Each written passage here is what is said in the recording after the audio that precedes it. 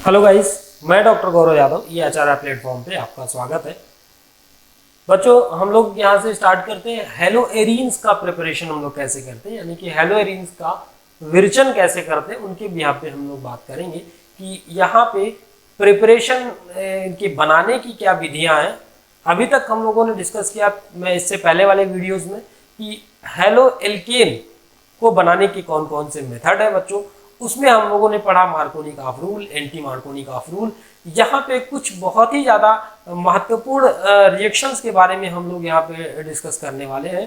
तो चलिए एक एक करके हम hello arenes, halogen aromatic containing halogen compounds जो भी हैं उनके भी यहाँ पे, उनके बारे में हम लोग यहाँ पे बात करते हैं। उनके बनाने की मेथड, उनके बनाने की विधियों के बारे में हम लोग जानने की कोशिश करते हैं। तो चलते हैं एक एक करके यहाँ पे देखते हैं क्या लिया हुआ। देखिए बच्चों, जैसे यहाँ पे आपको दिख रहा होगा, यहां से ये आपका हाइड्रोकार्बन से इलेक्ट्रॉन रागी प्रतिस्थापन द्वारा, ठीक है बच्चों, इलेक्ट्रॉन रागी प्रतिस्थापन द्वारा इलेक्ट्रोफिलिक यहाँ पे एरिल क्लोराइडो, जो भी एरिल क्लोराइड है बच्चों, एरिल तो जानते ही हैं आप लोग, इस तरह से जो भी एरोमेटिक कंटेनिंग कंपाउंड है मानते हैं ये आपका एरिल क्लोराइड है। ये क्या है, Cl रखा है, तो ये आपका ये कॉमन नेम हो गया इसका एरिल क्लोराइड। ये आपका क्लोराइड के फॉर्म में हो गया एरिल क्लोराइड। ये बच्चों जो एरिल क्लोराइड लिखा हुआ है, इसके भी आप पे बात करते हैं कि एरिल क्लोराइडो ब्रोमाइडो का विरचन आयरन या iron third chloride FeCl3, iron third FeCl3, ये आपका आयरन थर्ड क्लोराइड है, अथवा किसी अन्य लुईस एसिड। बच्चों, Lewis acid and Lewis base क्या होते हैं, जिसमें इलेक्ट्रॉन को एक्सेप्ट करने की क्षमता हो, वो आपका लेविस एसिड होता है, लेविस एसिड। और Lewis base electron donating group जो होते हैं, इलेक्ट्रॉन देने वाले ग्रुप जो होते हैं, वो आपके लेविस बेस होते हैं, और इलेक्ट्रॉन लेने वाले जो ग्रुप होते हैं वो आपके लेविस एसिड होते हैं। वही कह रहे हैं कि लेविस अम्ल अथवा उत्प्रेरक की उपस्थिति में एरिनो के क्लोरीन अथवा ब्रोमीन, एरिन के क्लोरीन अथवा ब्रोमीन इलेक्ट्रॉन रागी प्रतिस्थापन द्वारा आसानी से किया जा सकता है। इनको बहुत आसानी से हम लोग कर सकते हैं, बता सकते हैं। बच्चों देखते हैं हम यहाँ पे कुछ बनाने की जो मेथड दिए हुए, इनके प्रिपरेशन के जो मेथड दिए हुए, जैसे यहाँ पे लिखा हुआ आपका ये टोलुवीन है। क्या बच्चों, ध्यान से देखिएगा, ये आपका लिखा है टोलुवीन, टोलुवीन। तो ये बच्चों जो आपका टोलुवीन है, इनमें से किसी एक एक्स ग्रुप का मतलब यहाँ पे भी है, एक्स ग्रुप का मतलब है फ्लोरीन है, क्लोरीन है, ब्रोमीन, हेलोजन कंटेनिंग कंपाउंड, लेकिन हम यहाँ पे क्लोरीन और ब्रोमीन ही लेके चलेंगे बच्चों, ध्यान से देखिएगा। टोलुवीन Fe और अंधेरे में के साथ इसकी रिएक्शन कराने पे दो कंपाउंड बनते हैं, mainly ortho and para containing. बच्चों, आर्थो और पैरा डेरिवेटिव हम यहाँ पे थोड़ा सा आपको बता दें कि आर्थो और पैरा क्या होते हैं। देखिए, तीन चीजें होती हैं, एक आर्थो, एक होता है पैरा, और एक होता है मेटा। आर्थो मेटा, बेसिकली हम इस तरह इसको बोलते हैं ऑर्थो, दूसरा मेटा और पैरा। आर्थो का मतलब होता है, आर्थो की मीनिंग होती है, आर्थो का मतलब जुड़ा हुआ, जुड़ा हुआ। ध्यान से सुनिएगा बच्चों, मतलब क्या होता है, आर्थो का मतलब होता है जुड़ा हुआ, मतलब कहीं से भी दोनों जुड़े हुए हो, एक दूसरे से जुड़े हुए। जैसे हम एक एग्जांपल के तौर पे देखें तो ये आपका कोई भी एरोमेटिक कंपाउंड है, इस तरह से बेंजीन है। बेंजीन में बच्चों हमने यहाँ पे लगा दिया एक फंक्शनल ग्रुप Fg, हमने लगा दिया फंक्शनल ग्रुप।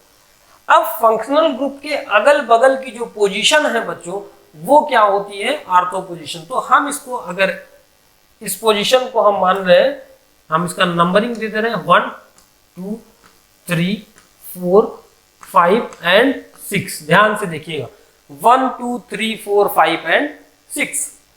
अब इस फंक्शनल ग्रुप के अकॉर्डिंग, इस फंक्शनल ग्रुप के रिगार्डिंग हम बात करें तो इनमें हमें क्या होगा कि इसके दोनों तरफ, यहां भी जुड़ा हुआ है इस वन के दो फंक्शनल ग्रुप के दोनों तरफ, ये दोनों शोल्डर बच्चों, ये आपका फंक्शनल ग्रुप मान लिया जाए, आपका सर जो है वो एक फंक्शनल ग्रुप मान लिया जाए, तो ये शोल्डर आपके जो दोनों दिख रहे हैं ये आपके क्या हो जाएंगे, आर्थो पोजीशन। आर्थो का मतलब होता है जुड़ा हुआ। जब भी कभी आपको किसी का हड्डी से जुड़ी समस्या होगी बच्चों, आर्थो तो कहेंगे कि हम आर्थो रोग विशेषज्ञ को दिखाने जा रहे हैं। आर्थो रोग विशेषज्ञ का मतलब है, आर्थोपेडिक का मतलब होता है कि वो जोड़ तोड़ या हड्डी रोग विशेषज्ञ जिसको बोलते हैं ज्वाइंट। आर्थो का बेसिक मतलब होता है ज्वाइंट, तो ज्वाइंट का मतलब जुड़ा हुआ, जुड़ा हुआ मतलब अगल बगल के दोनों जुड़े हुए कंपाउंड होते हैं।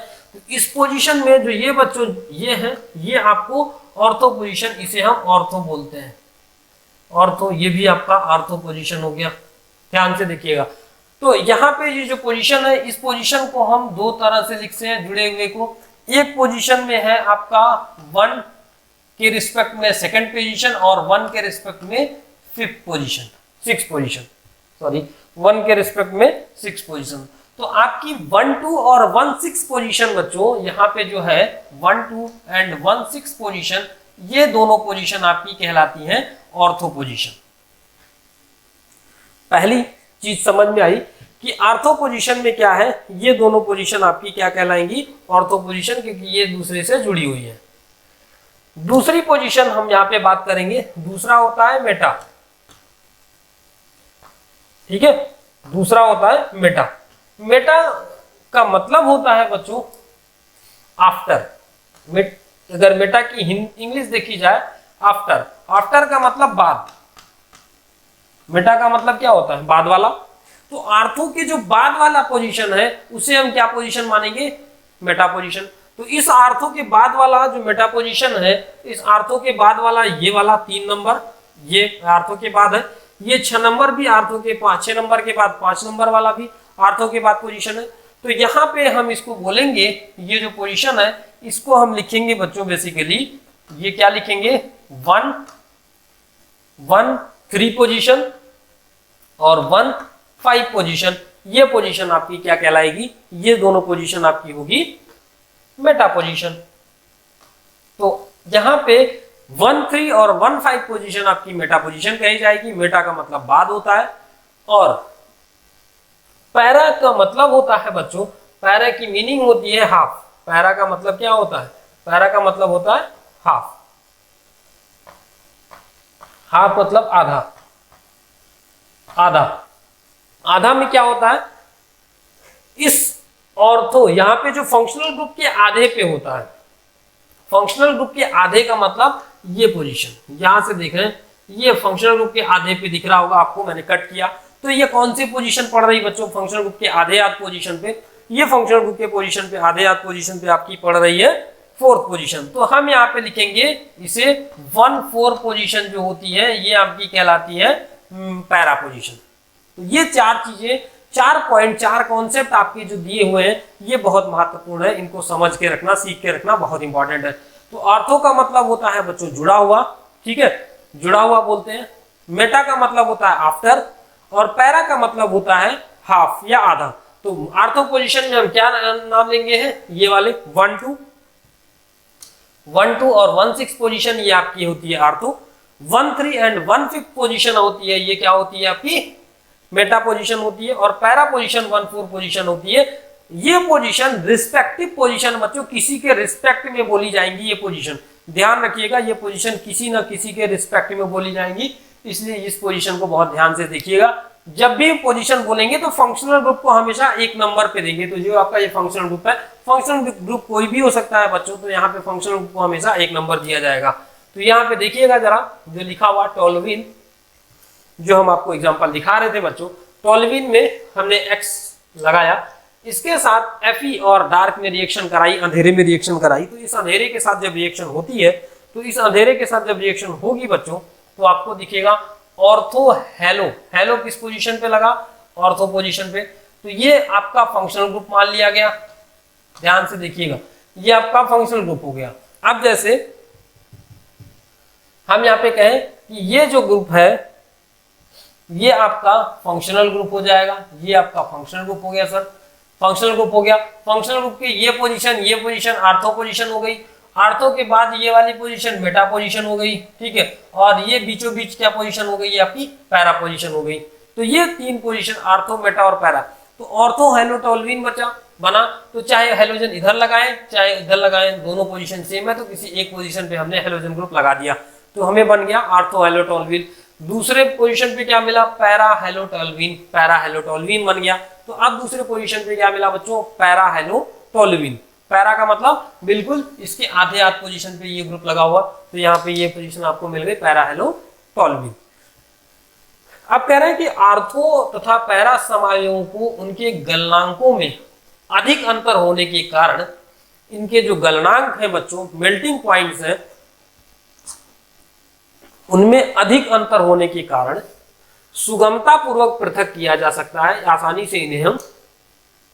अब बात आती है, अगर दोनों आर्थो और पैरा दोनों एक साथ एक ही में बन रहे हैं, कोई भी किसी बीकर में बनाए जा रहे हैं, तो इनको हम अलग कैसे करेंगे, इनको अलग करने की क्या मेथड है।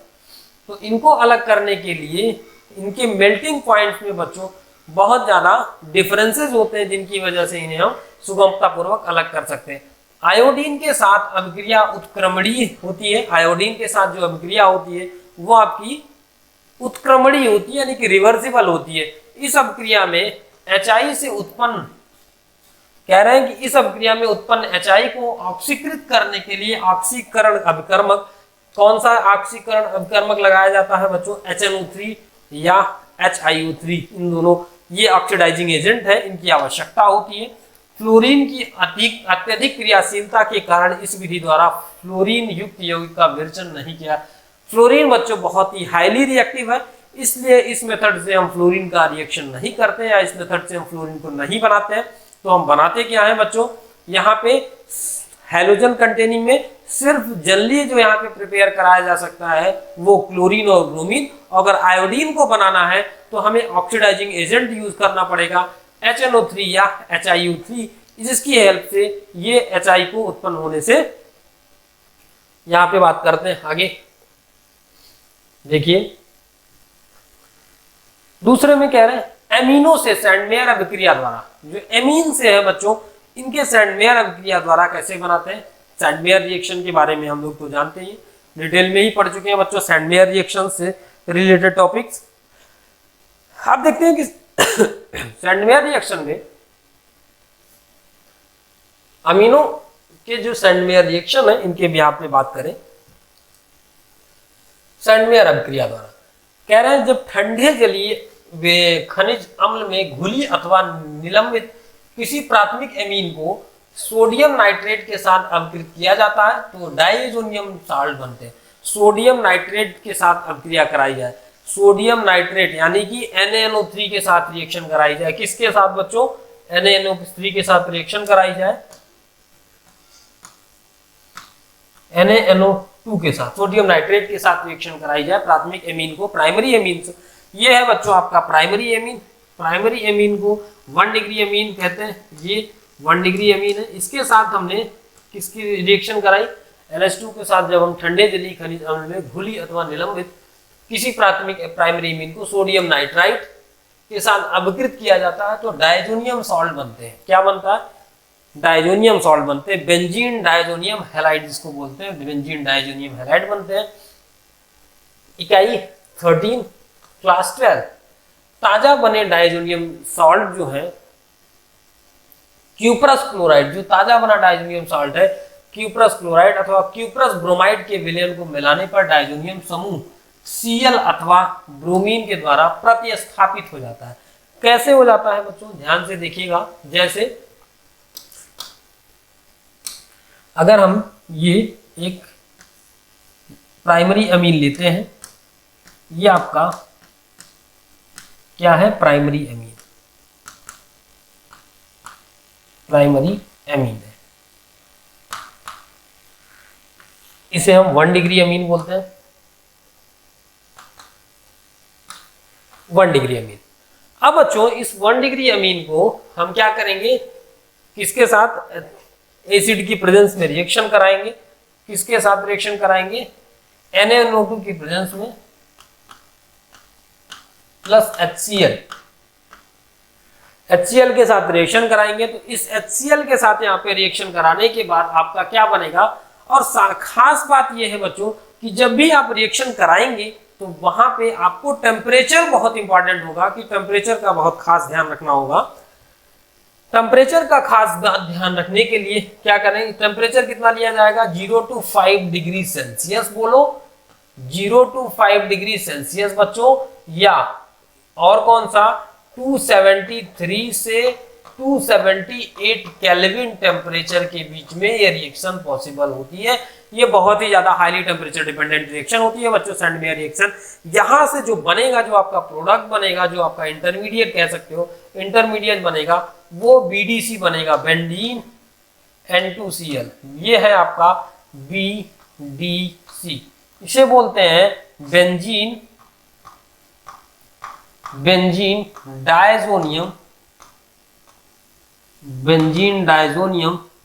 क्लोराइड, बेंजीन डायजोनियम क्लोराइड बना।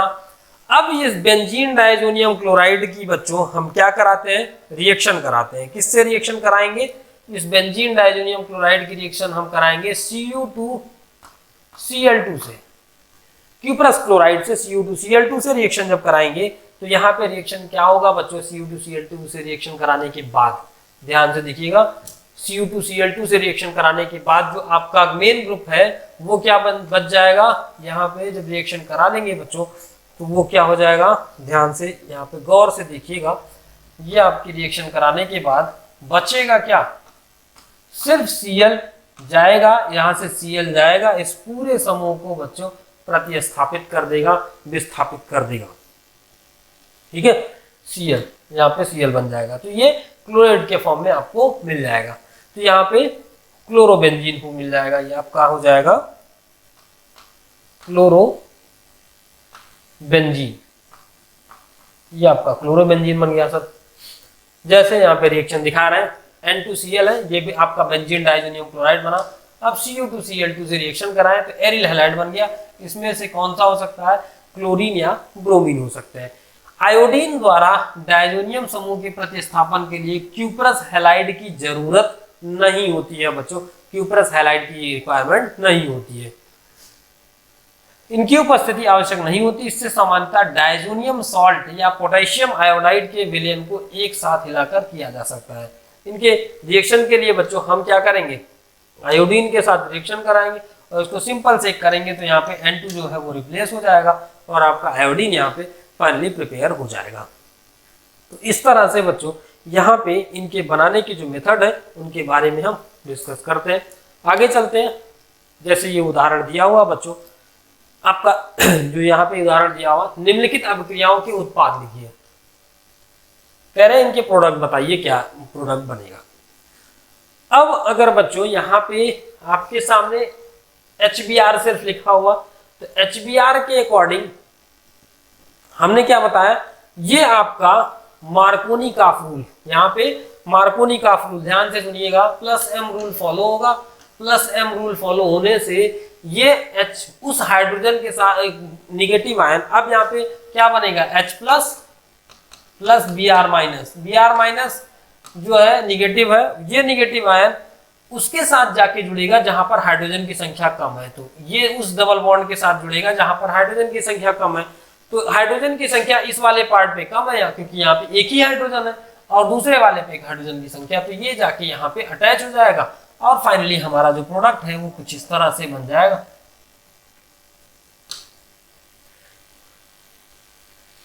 ध्यान से देखिएगा प्रोडक्ट हमारा कैसे बनेगा। चलिए मैं यहाँ सर बता देता हूँ। ये है आपका रिएक्शन है, कुछ इस तरह से रिएक्शन लिखी हुई है इसकी, मान लेते हैं ये बेंजीन है। अब इस बेंजीन के साथ ये हमने यहाँ पे CH डबल बॉन्ड CH2 ये लगा हुआ और ये जो प्रोडक्ट है इसको हमने उठा के इस तरह से बना दिया। ठीक है सर, बन गया, कोई दिक्कत नहीं। अब जब इसके साथ हमने HBr से रिएक्ट कराया तो HBr से रिएक्ट कराने के बाद बच्चों जो Br का निगेटिव पार्ट है वो इससे जाके जुड़ जाएगा, इसका जो पॉजिटिव पार्ट है जाके इससे जुड़ जाएगा। क्योंकि यहाँ पे प्लस एम रूल, मार्कोनी-काफ रूल लागू हो रहा है, मार्कोनी-काफ रूल यहाँ पे अटैच हो रहा।